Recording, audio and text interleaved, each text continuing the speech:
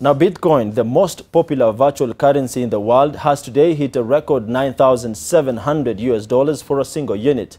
That translates to 1 million shillings for one Bitcoin. The price of Bitcoin has gone up 20% in a span of just 3 days.